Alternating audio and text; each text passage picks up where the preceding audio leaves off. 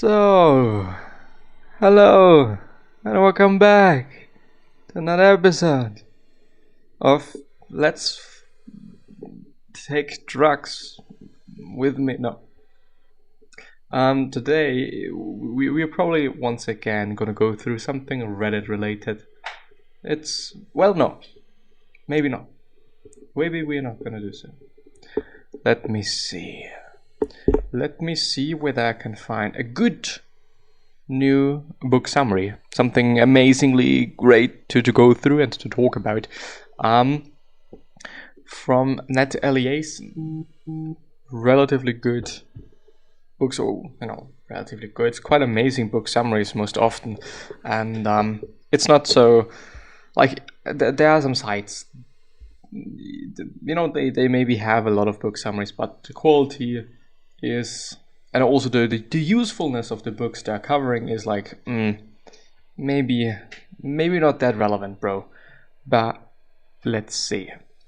Dog training. Let's go through something about it. No, not gonna do so. But aphorisms being actually quite always nice to go through when you're not. Yeah, it's basically like social media, a lot of different thoughts and a lot of great ways for me to be inspired and then talk about something. The Art of Worldly Wisdom by Balthasar Gracian, whatever, Gracian. Pretty interesting book, pretty amazing book. Aphorisms and Thoughts by Napoleon. Worldly Wisdom, Quotations and Aphorisms by Josh Kaufman.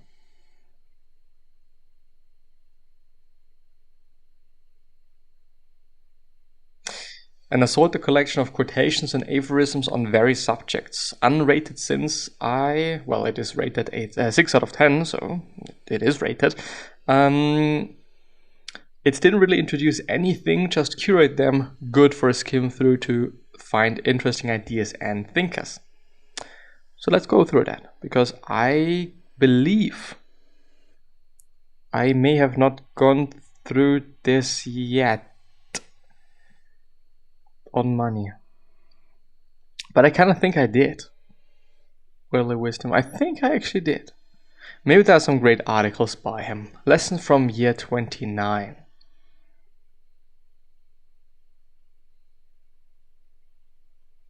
Lessons from year 29. Is it long? Let's just start reading. By eliason in Life, published or updated on March 15th, 2022, so it is a fairly new article. Well, it seems I broke my streak of publishing these on my birthday. Oh well, better to still get it out late than not get it out at all. This is the 5th post in this series. If you're curious, you can read my previous posts on 25, 26, 27 and 28. Every year I say, okay, this is the year I'll take it easier, and it never seems to happen. Since my last birthday, Cosette and I had a baby. I learned programming, became a sort of crypto influencer, helped launch a video game, started consulting crypto projects on their tokenomics, and launched an SEO and DEFI or DeFi course. So once again, it was a crazy year, and I'm amazed by how different life is now than it was last year. But surely this year will be different. Anyway, here's some assorted thoughts and lessons I took from this year. Most of these are inspired from themes in the medley over the last year, which has now transitioned from a link roundup to more of a weekly essay. I like the new format much better. I don't know what this is, so I'm really quickly checking it out. The Monday Medley Archives. This is the archives for the Monday Medley, a newsletter that goes out, you guessed it, every Monday. I publish it here for sharing and referencing, but if you'd like to sign up, you can do so right here. How to beat the market, how to be the market too, insider investing, and so on and so forth. We're not going to go through that. But escaping local maxima. There is a computer science challenge where you have to figure out how to design a program to find the optimal solution. When there are many locally optimal, but not globally optimal solutions, it could get distracted by. The analogy Chris Dixon uses is climbing a hill. If you just tell the program to go up, it will climb to the top of the highest hill it's already on, but then it will be stuck there. If there is another higher peak, it won't seek it out. To get around this, you have to introduce some randomness into the system. It needs to make occasionally suboptimal short-term decisions in order to reach the best long-term solution. Each of us is climbing our own mountain, and it's tempting to always focus on going up, because going down or asking if we picked the right mountain is scary. Because indeed, and I've actually seen that pretty often before, especially when it comes to projects that tends to be a bit longer, that I wonder then, not necessarily if I am making the right decisions, if what I'm doing at this point in time is great or if it isn't, but most often if I have chosen the right peak, if I've chosen the right mountain to climb, if I've set up the project in the right way beforehand. And most often not really the case, unfortunately, but it's fine. It's okay. Most often it turned out pretty well. Sometimes you can indeed redo things and do things again, and so on and so forth, but of course it is work, and of course it is time, and of course it is many other things, and well, definitely not to recommend. But like the computer program, if we climb to the top of the first mountain we pick, there is a near zero chance, we've picked the best mountain. Sometimes we have to look around and say, that mountain might be better. Writing is the only work I do completely for itself. Everything else is at least partially motivated by money, since it turns out money is kinda useful, and the more of it you can make faster, the less you have to make later. At least in theory. So while I was pretty set on writing for the meaningful work mountain, I knew there was still some searching to do for the best money mountain. The search worked. Last year was more lucrative than I could have expected to achieve from content marketing or course making without selling out, and I had fun doing it. Depending on the goal, sometimes the best way to achieve it is to abandon the current path and find another. If my goal is to reach a comfortable enough degree of financial independence to focus on writing full time without having to write what will make money, quote unquote, crypto work is a much better mountain. And while it is scary to walk back down the mountain to try again, you at least should have some good hiking muscles.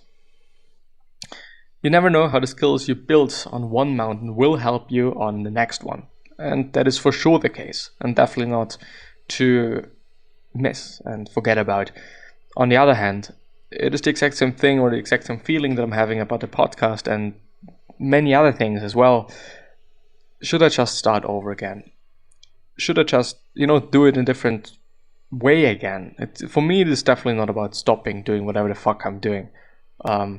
It's important to me and I really like it, and it's also my identity, I would say.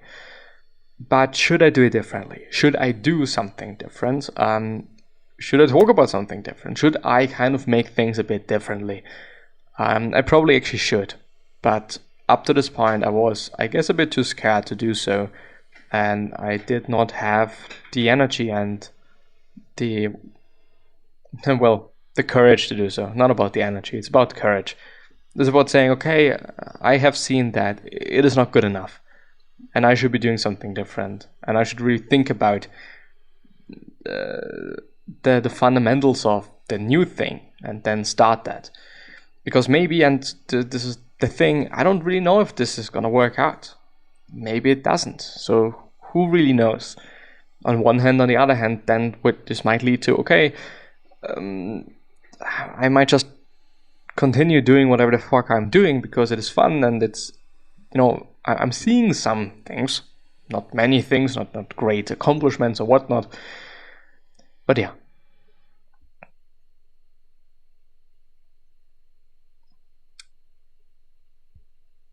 Zoom out. One mentality I've often railed against is the long-term career plan encouraged in college. You need to study hard to get good grades, to get that first job so you can get promoted over the next 20 years and become a partner, and then all your problems will be solved and you'll be eternally happy. Something like that. I am more of a fan of the driving in the fog analogy. You have a rough idea of where you are and where you want to go towards, but you can only see a little bit ahead of you.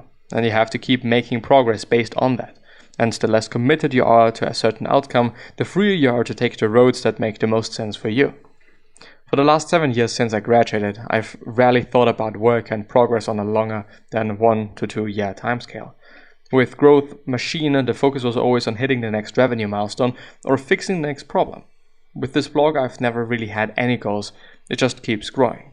With starting down this crypto road last year, my only goal was to figure out some way to make money within a year so I didn't have to live entirely off savings and passive income. Now I'm trying to think a little bit more about the long term with work and money. The money one is important because in crypto land, everything moves so fast and there is always a chance you could find that one opportunity that launches you into the land of fabulous riches that you feel like you need to make a lot of money very quickly. Even outside of crypto though, there is always that sense that you could be making more money faster, that whatever pace you are at isn't good enough. Having a kid has made me zoom out a little and look at money on a 25-year timescale. If I'm 29 now and my last kid might turn 18 in 25 or so years, then I just need to make enough to give them the life I want them to have between now and then, and to give Cosette and I the life we want to after. That is a long time. I don't need to hit any insane income numbers or major wealth events or crazy compound growth rates to have a pretty good outcome. And it is not like I'd retire and chill on a beach even if I did. So letting myself stop obsessing over trying to grow our wealth as fast as possible and thinking instead about what kinds of habits will work out well over 25 years has been a great way to reframe things. On the work side, one thing I want to learn more towards is finding a work focus and style that I could conceivably stick with for the next 30 plus years. It is obviously writing. That is the thing I happily work on, or even when there's no financial return, and when there is a financial return, is the most emotionally rewarding. I make less from my Substack than most other projects, but the emotional satisfaction, reading is difficult, is much higher. Income is not the only metric. The source of income matters quite a bit for your psychological satisfaction, and I feel the best when I'm getting paid for my writing compared to anything else.